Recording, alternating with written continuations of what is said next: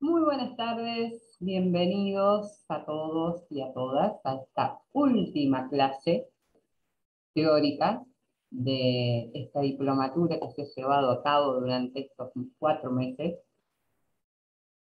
Espero que les haya servido. Siempre esperamos con Francisco bueno, que hayan podido arrancar, empezar, entender algunas cosas importantes, saber que es un camino lleno de piedras, es un camino el de la programación, es un camino duro. Duro, primero, el ambiente es muy competitivo, ya lo sabemos, pero es duro con uno mismo, porque no es fácil darse por vencido, no es fácil decir, ay, esto no me sale, y insistir, insistir, insistir, porque todo sale, buscar, investigar sobre las cuestiones que nos van trabando para saber cuando nos encontramos con esas piedras cómo saltarlas, pero es muy satisfactorio cuando uno aprieta ese botoncito verde y el código se ejecuta y sale andando, hicimos las cosas bien. Entonces, nosotros esperamos con Francisco que en estos meses, los que ya venían con conocimientos se entusiasmen mucho más, y los que recién arrancan y los que están empezando a incursionar para ver qué onda con todo este mundo de la programación, que los hayamos entusiasmado y que les haya gustado esta diplomatura. Tratamos de ser lo más dinámicos posible, tratamos de explicar los temas de la forma más clara posible. A veces eh, nos, se nos complica igual, por más claro que querramos ser, a veces los temas son complicados, pero bueno, esperamos que les haya servido. Yo hoy voy a terminar con con el repaso de los temas más importantes de cada módulo para que puedan acordarse de las cosas que tendrían que leer en las otras diapositivas que fuimos cargando en todas las clases. La clase anterior repasé todo lo que fue el módulo 1 y hasta lo que fue el diagrama de clases del módulo 2, porque en el módulo 2 lo más importante que vimos fue lo que fue la programación orientada a objetos. Entonces, dentro de toda esa teoría estuvimos viendo el diagrama de clases, cómo se armaba, cómo se pensaba, cómo encontrábamos esos objetos y los convertíamos en esas clases para que después podamos ejecutar y crear objetos en función a esas clases. Todo eso era muy importante, creo que lo más importante de lo que era el modelado UML. Y lo que nos quedó de ver, que lo vamos a hacer hoy muy, muy escueto, ya que ya lo expliqué en profundidad, pero otra de las cosas que vimos y otra de las herramientas que se vieron en lo que era UML eran los diagramas de caso de uso, que es un diagrama mucho más dinámico, que a mí me ayuda a, entre otras cosas, encontrar funcionalidades que después voy a tener que describir en esas plantillas, que era cómo se comunicaban en las clases internas y las pantallas y los gestores entre sí, y también me ayudaba este diagrama de casos de usos a encontrar actores o quienes van a ser mis futuros usuarios de sistema, que se representan como actores en el sistema. Entonces, a eso es lo que, para eso, digamos, se utiliza el diagrama de casos de uso, para plantear una forma de que yo después agarre la lista de requerimientos y podía haber reflejado acá por lo menos que esté lo más básico, lo que es los reportes, los registrar, qué es lo que hay que imprimir más importante. Este caso era un caso del cine. Entonces, ¿cuáles son las funcionalidades más importantes que yo me tengo que acordar? Registrar una película, registrar actores, vender una entrada, esas son las funcionalidades. Y después en las descripciones de estas funcionalidades empezábamos a ver cuáles eran las clases que yo iba a tener que empezar a relacionar. Y se hacían esas plantillas describiendo cada una de estas funcionalidades. Otro de los diagramas interesantes que vimos era el diagrama de secuencia.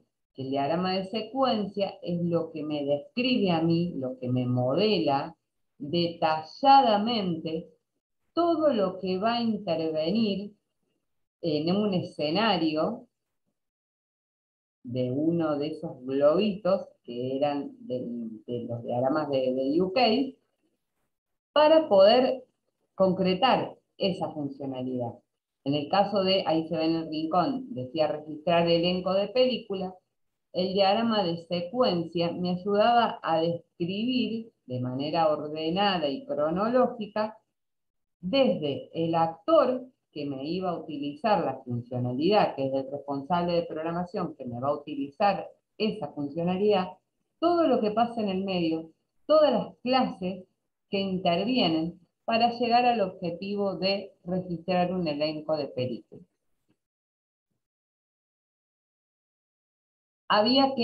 El gran problema que tenía esto es que cuando cambia un requerimiento hay que mantener actualizado, y con el StarUML, si bien facilita mucho lo que es el modelado y mantenerlo, es un dolor de cabeza para los que nos encargamos de requerimientos y documentación.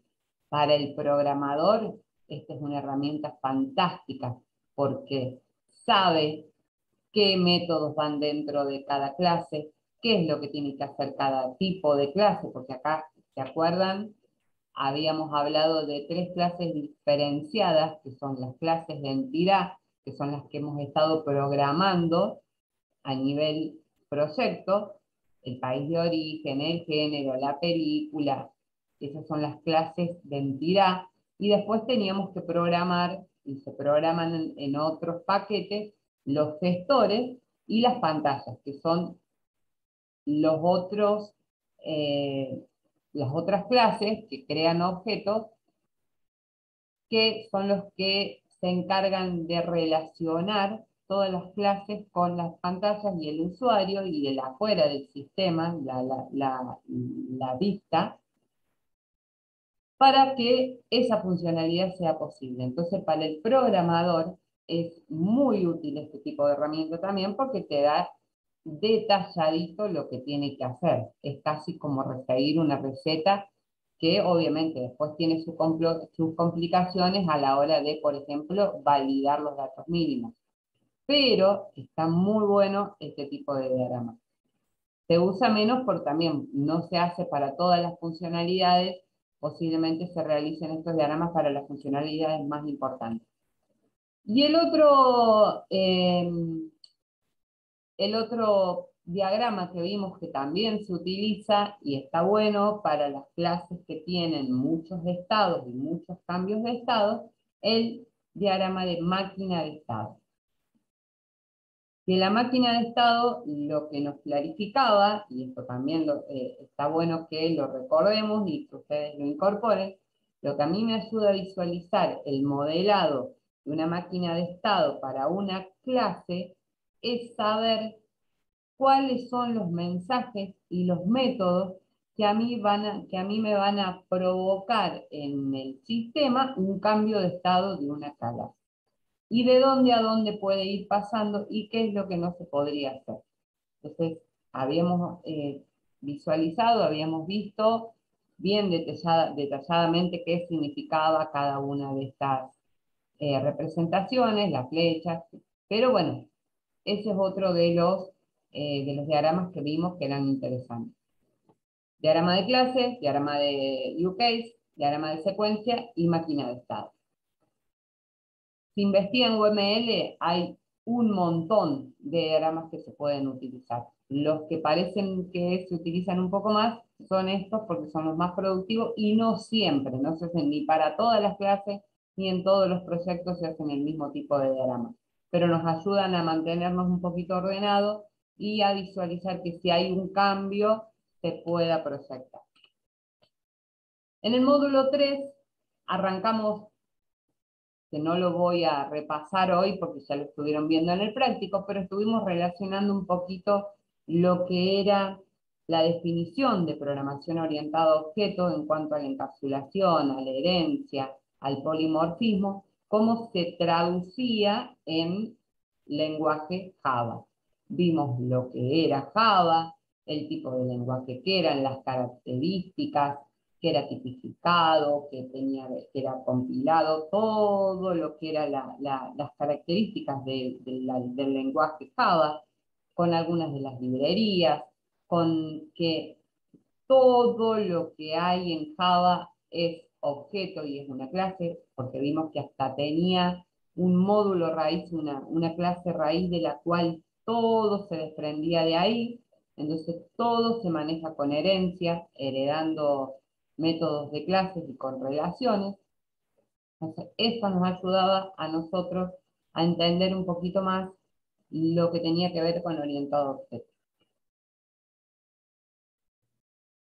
Y seguimos, después de toda esta introducción con el JDK, en cómo ustedes lo podían instalar, bueno, que lo vieron mucho mejor y mucho más profundo con Francisco en la parte práctica, yo les empecé a hablar un poquito de las metodologías de desarrollo,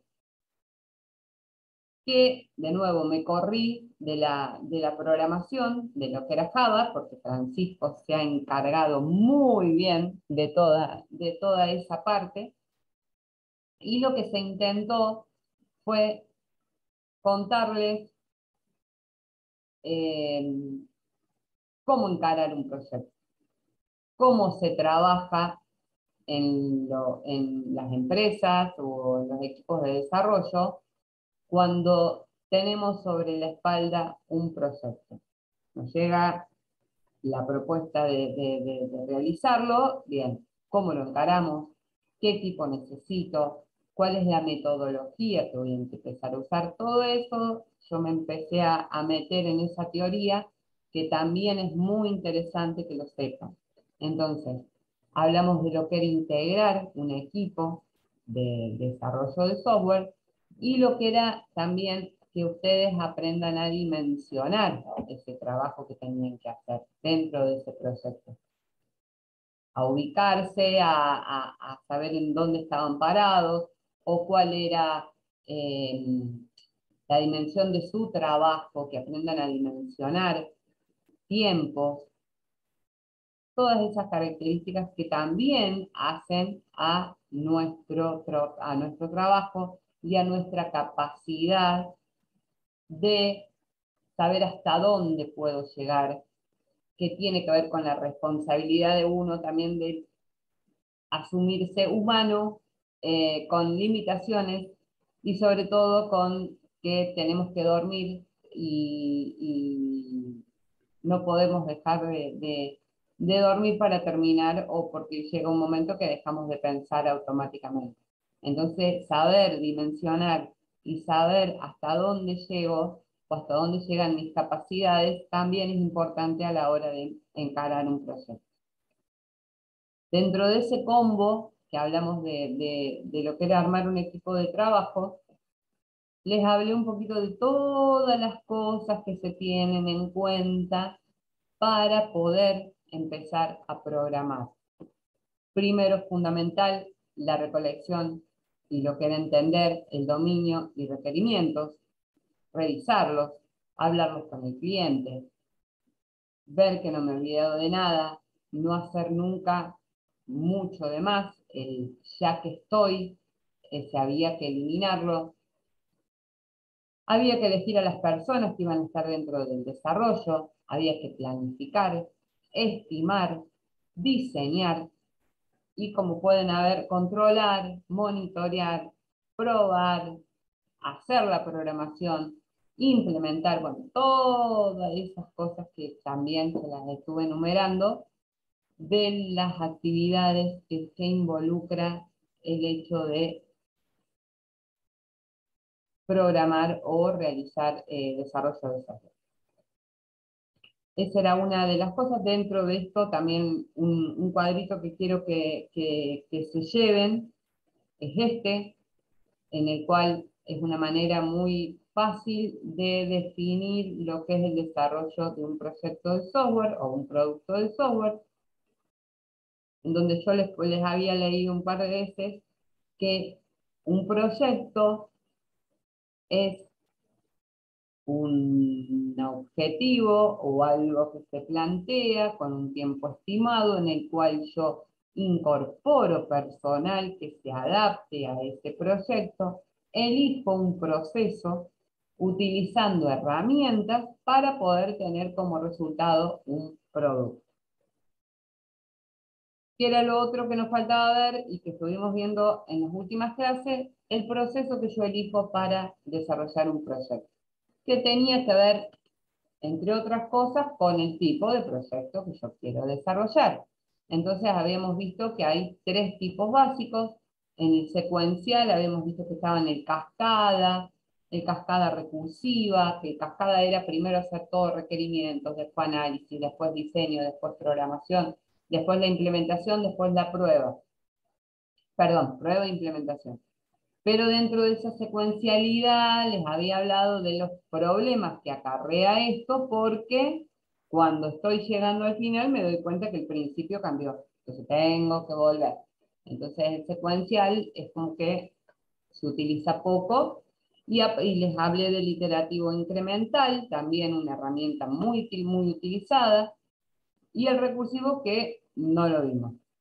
Pero el iterativo incremental les había presentado esta imagen para que también les quede y se acuerden cómo uno eh, va avanzando en un proyecto según sea incremental o iterativo. El incremental era ir pintando o ir haciendo de a poquito e ir ensamblando, y el iterativo, al contrario, se hacía todo, pero con pocas funcionalidades, y le íbamos agregando calidad y le íbamos agregando certeza, y íbamos construyendo y dándole prioridad a todas las funcionalidades que yo había hecho en el primer boceto, según íbamos avanzando en el proyecto hasta obtener la pintura completa o el sistema totalmente realizado.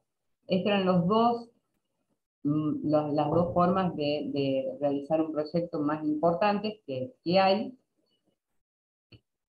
Y uno de los últimos temas que vimos fue metodologías ágiles, donde nos concentramos principalmente en lo que era Scrum, que las filosofías ágiles tenía que ver con una forma de pensar los proyectos, un paradigma diferente de pensar, que yo personalmente siempre hago hincapié en que no confundan que porque van a ser ágiles no van a documentar o no tienen que modelar. Es un concepto erróneo, peligroso, porque si bien yo puedo utilizar las metodologías ágiles, en las metodologías ágiles había valores, principios, se le da más importancia a las personas, es otra filosofía, pero no tiene nada que ver con que nosotros podamos usar herramientas para organizarnos, para mantenernos ordenados, para gestionarnos, como es el modelado UML o algunas herramientas de gestión de proyectos. Entonces, no son contradictorios, son al contrario, los podemos complementar para poder trabajar. Sí, una de las principales características en las metodologías tradicionales y las ágiles es que cambiaba en la planificación qué era lo fijo y lo variable. En lo tradicional, el tiempo y el costo nosotros lo planteamos como variables, y el alcance de los requerimientos se fijaba y se hacía esto y se seguía con esto, y era muy difícil cambiar, o sea, adaptar todo cuando había un cambio en el alcance o en los requerimientos.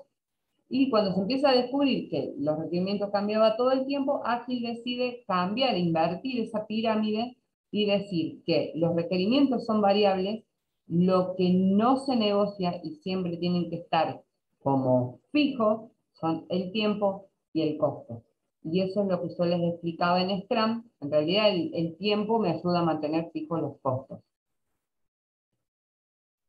Eh, Avanzamos en lo que era Scrum, en lo que era el framework de Scrum, que intervenía mucho, lo primero y lo más difícil de lograr era el compromiso de tener un product owner de parte del cliente, donde íbamos a tener un product backlog, hacíamos sprint, estos sprint, una vez que definíamos, teníamos que tener un tiempo fijo y trabajar ahí adentro y decidir qué era lo que íbamos a hacer dentro de esos sprints, que era todo el circuito y todo el proceso. Después se analizaba ese sprint que se había terminado, se incrementaba el proyecto, se adaptaba, digamos, las funcionalidades y se volvía a trabajar. Habíamos visto que intervenían el Product Owner, un Project Manager, un Scrum Master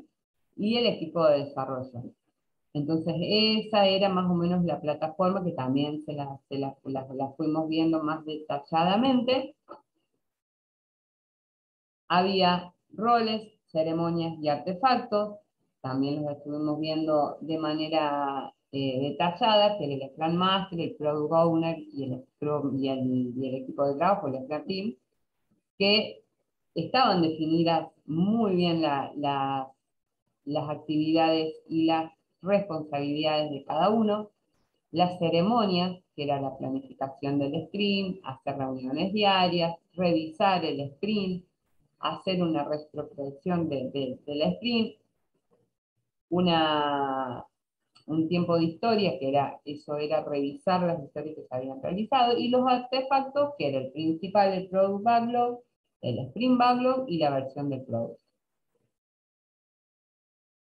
Esto era, que lo habíamos visto también, lo paso rápido porque lo deben tener fresquito todavía, pero es la idea de trabajo para poder llevar a cabo un proyecto de desarrollo de software, utilizando herramientas, utilizando modelado, definiendo ese tipo de trabajo.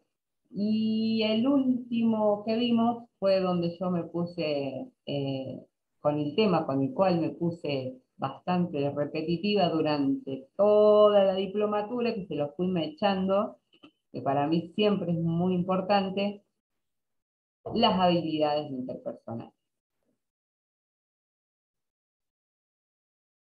Hay una regla que dice Murphy que si algo puede salir mal, va a salir mal.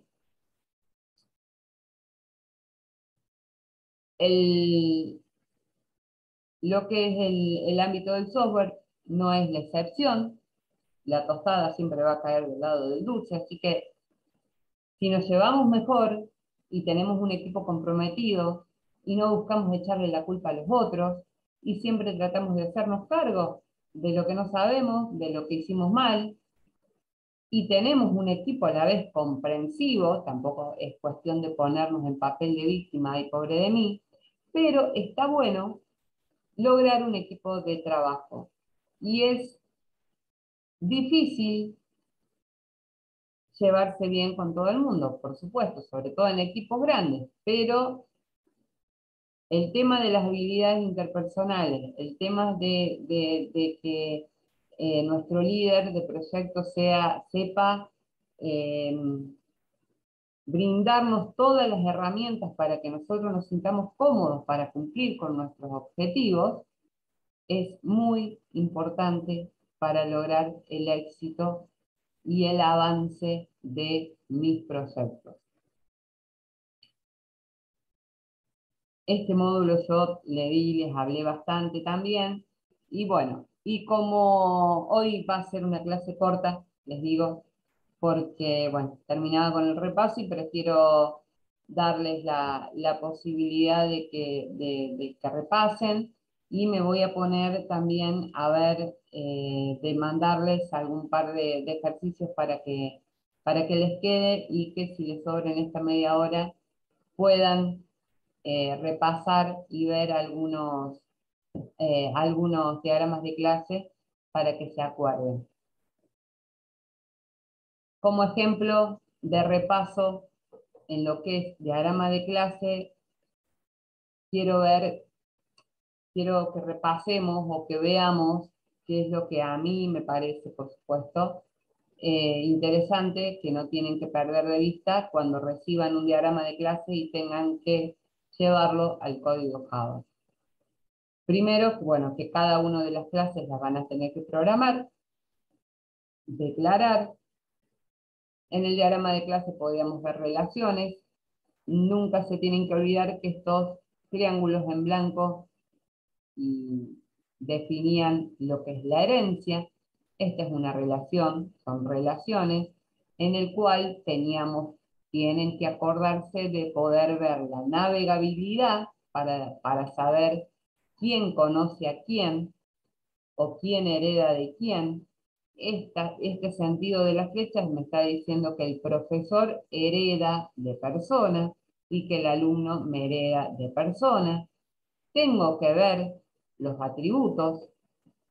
Ahora vamos a ahondar en eso, pero esto es en cuanto a relaciones. Entonces acá yo puedo sacar la información de que el curso tiene suplentes y el curso tiene profesores. Acá me dice que son dos relaciones, una tiene como profesora y el otro tiene suplentes, es una forma de leerlo, y que el curso también tiene alumnos. Entonces, cuando me aparecen este tipo de relaciones, yo tengo que aprender a interpretar y a pensar que si el curso tiene suplentes, entonces evidentemente en curso tengo que tener asignado una lista de profesores que van a ser suplentes. Y que si el curso tiene alumnos, voy a tener que tener en curso una lista de alumnos que me refleje a mí los alumnos de ese curso. Y el profesor y el alumno van a tener atributos y métodos heredados de la clase persona. Entonces, eso me ayuda a mí a tener un panorama. Otra cosa que me muestra el diagrama de clase, los menos, los atributos privados. Como pueden ver, el menos a mí me está indicando que el atributo es privado y eso es algo que eh, no se cuestiona, no se plantea y no se piensa un atributo de una clase como público. Los atributos son privados. ¿Cómo accedo yo y cómo manipulo esos atributos? A través de los get y los set que voy creando como métodos. Yo tengo que era lo que principalmente habíamos visto cómo se relaciona el encapsulamiento a través de los get y los set y planteando los atributos como privados y los métodos como públicos. En todo lo que es el encapsulamiento, la interfaz, la vista de la clase y todas esas definiciones de lo que es la programación objeto y dentro de las buenas prácticas que hay que respetar. ¿Qué es lo que me permiten a mí los get y los set? Controlar cosas.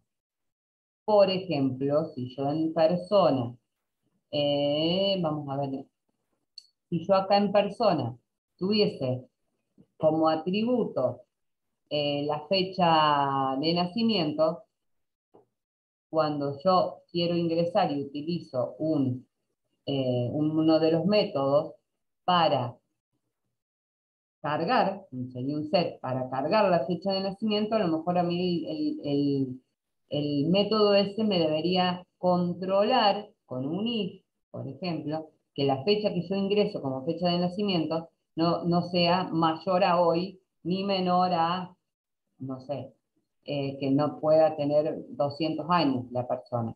Entonces, eso es lo que a mí me ayuda en estos métodos de getter y setter, a hacer un chiquín de controles que yo quiera, o que no me ingresen un DNI con letras, si yo no lo permito, o que no me ingresen, eh, no sé, distintos controles que se pueden hacer. Eso es lo que a mí me ayudan a usar los get y los set para manejar los atributos. Entonces esas eran las cuestiones y esto lo van a encontrar en Java y en todos los lenguajes que ustedes quieran programar en objetos. En Python también se puede hacer. Entonces, hay un montón de lenguajes que manejan estos conceptos de atributos privados y manipulación de esos atributos mediante get y set. Todo eso se los deberían, o ustedes los van a tener, en lo que es el diagrama de clase. El primer método que aparece, persona, que no tiene un retorno, no les dice ni void ni tipo de método, es el constructor. Entonces ahí es donde ustedes ven en el constructor qué atributos tienen que recibir para el constructor. Si no hay constructor, en Java se crea uno por defecto, donde no se recibe ningún parámetro. Estaban los get y los set, y después están los métodos, que les definían en estos métodos qué parámetros de entrada iban a tener. Por ejemplo, en agregar suplente tenían que tener un parámetro de entrada del tipo profesor. Un suplente no devuelve nada, por eso está el void. Entonces ustedes tenían que ir programando adentro, pero esto les ayuda mucho a saber cómo lo tienen que hacer. Los tipos de atributos que tenían que crear, la mayoría de las veces los manejamos con listas, con list y array list. Entonces, tener este diagrama de clases, yo les había dicho un montón de veces, tenerlo actualizado, tenerlo bien definido, tener bien las relaciones, que todos discutamos y planteemos nuestras opiniones sobre cómo plantearlo, nos ayuda después, por supuesto, a ser mucho más dinámico y que se avance más rápido en el proceso. Y otro ejemplo, que bueno, que ahí se podía ver el tema de la agregación, que esto es un diagrama de clase donde un grupo de alumnos hacen este diagrama de clases para mostrar lo que habían aprendido en lo que era Java. Entonces, la idea era eh, empezar a manejar las herramientas que iba ganando un personaje dentro de un juego con una misión determinada, y las misiones que iba completando. Entonces, en base a esto, también ellos han definido, se muestra, los atributos que necesitaban, las relaciones, las clases. Esto recuerden que tenía que ver con la agregación, que también se manejan con listas. Si acá tengo una agregación de personaje a herramienta, en este caso del lado del personaje tiene que haber una, una lista de herramientas, con el tipo de dato de herramientas que se llama inventario, y otro que tenga las misiones. De este lado no están. Otra cosa, perdón, vuelvo un minuto, otra cosa que a mí me ayuda a ver acá, que tengo que ver acá, perdón, es que en profesor y en alumno, cuando yo declaro esas clases para que me reconozca, ¿se acuerdan de la clase persona? Tiene que estar la palabra extend. Public class, profesor, extend, persona. Entonces eso era la forma de definir. Y acá en la parte de los atributos, en el constructor, perdón, en el constructor, yo definía qué es lo que se va a pasar con la palabra reservada super a la clase persona, que en este caso era el DNI y el nombre, y que era lo que se guardaba dentro de los atributos de la clase profesor. No me quería ir sin repasar eso, que la clase extend, la clase extend y la clase super eran las dos palabras reservadas que más se utilizaban en la herencia, y el toString, que es un método que se puede utilizar en todas las clases, pero sí se utilizaba en lo que es polimorfismo principalmente y la herencia, para sobreescribir y ver qué es lo que yo quiero mostrar de cada una de las clases, de la clase persona y de las clases profesor y alumno. Eso era lo que era importante que ustedes sepan interpretar de acá, que estos dos atributos se heredan de la clase persona, y acá se mostraban en el constructor con la palabra super. Y las otras igual con el list, el uso del list, que es también parte de las buenas prácticas. Y bueno, y en este ejercicio que estábamos viendo, que les decía que también la agregación se maneja con listas. La composición, que es el rombo pintado, también a nivel código se maneja con listas. Era la diferencia, lo único que la diferencia es que cuando se rompía esa relación era otro, digamos, otro tratamiento. Pero bueno, esto era una de las cosas que también quiero que les quede bien en claro, que sepan interpretar en un diagrama de clase, en donde el personaje tiene en inventario, bueno, este era un juego, les recuerdo, el personaje va ganando herramientas y va completando misiones, entonces bueno, acá ustedes pueden jugar también, si algún día les queda tiempo, quieren incursionar, también lo voy a agregar como ejercicio dentro de la carpeta, la clase personaje con todos sus atributos, y ahí estaban los métodos en donde el desafío a lo mejor es que ustedes vayan agregando métodos, vayan viendo qué pueden controlar a la hora de agregar inventario, qué herramienta, cómo controlar esa herramienta, dónde agregarla, cuándo pueden eliminar una herramienta o una misión. Esto les ayuda a refrescar siempre la memoria de cómo voy yo diagramando y decidiendo, que a veces lo más difícil es decidir en qué clase voy a ir ubicando los métodos que yo voy necesitando. Y muchas veces el método que yo tengo que hacer es bastante complicado, entonces lo que hago a lo mejor es separarlo y mandarle un poquito de responsabilidad a una clase y otro poquito de responsabilidad a otra clase, y después voy llamando a los diferentes métodos. Creo que no me olvidé de repasar nada. Lo de la parte práctica lo estuvieron también repasando y viendo un poco con Francisco. Les quiero recordar que el jueves me gustaría encontrarnos en, en el Zoom, a la mayor cantidad, están todos invitados a la hora del Zoom, a la hora de la clase vamos a dejar en la descripción una invitación para que puedan acceder los que estén, así, bueno, eh, podemos interactuar, vamos a ver cómo nos organizamos, lo más probable es que, que empecemos a responder preguntas manejándonos con el chat del Zoom, pero nos gustaría que estén todos, sobre todo para, como les dije en la clase anterior, tener de parte nuestra una retroalimentación, saber qué les gustó más, dónde tuvieron más problemas. La idea nuestra es mejorar, por supuesto, saber en dónde tenemos las flaquezas o dónde tenemos las debilidades para mejorar. Que también siempre estamos nosotros buscando mejorarnos día a día. Esto fue como una especie de prueba piloto por lo menos para UTN Villa María, que nunca se había planteado la dinámica esta de una diplomatura totalmente virtual y por medio de videos.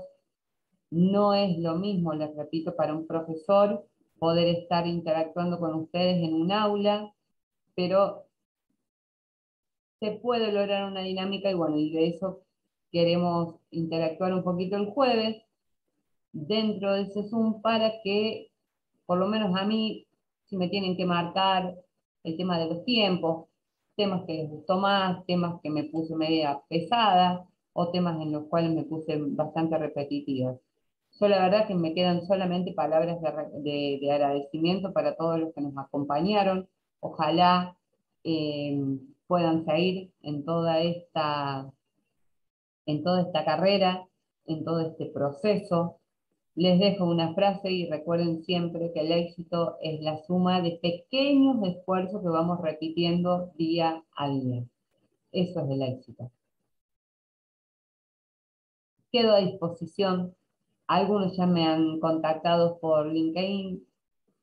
Si alguien sigue teniendo dudas, yo por un tiempo voy a seguir revisando el correo, voy a seguir tratando de responder. Si les interesa algún tema, no tenemos ningún problema en seguir esta retroalimentación, y apenas tengamos noticias sobre si el año que viene se va a hacer alguna otra extensión o algún otro curso relacionado como parte 2 de esta diplomatura, que ya no sea más introductoria, sino que nos metamos más de lleno y más profundo en lo que es la gestión de un proyecto, en la creación, y arrancar ya, incluso se podría pensar en agregarle alguna herramienta de gestión, que puede ser un GitHub o hay Jira, o hay un montón de herramientas para la gestión de proyectos, o también se puede pensar hasta en hacer un proyecto desde cero hasta la conexión con la base de datos. Entonces, eso apenas se está charlando, se está evaluando.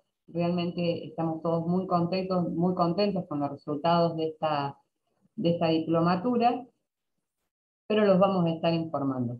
Y el jueves nos encontramos para charlar junto con Francisco y bueno, nos podamos eh, un ratito charlar en vivo por ser la última clase. Muchísima suerte a los que vayan a rendir, a los que no y quieran hacerlo en febrero, están invitados, tienen tiempo todo el verano para repasar las clases y tienen tiempo de, bueno, de chusmear para ver cómo fue el simulacro, principalmente de la certificación, pero creo que eh, no debería ser un impedimento.